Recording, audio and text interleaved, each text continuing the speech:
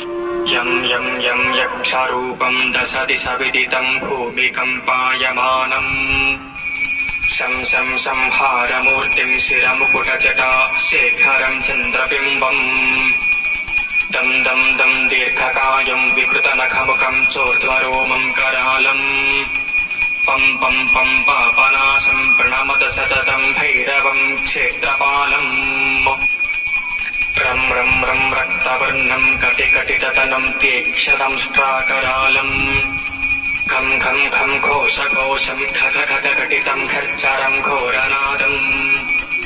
कं कं कं कालपाशं धृक धृक धृकितं ज्वालितं कामदाहम्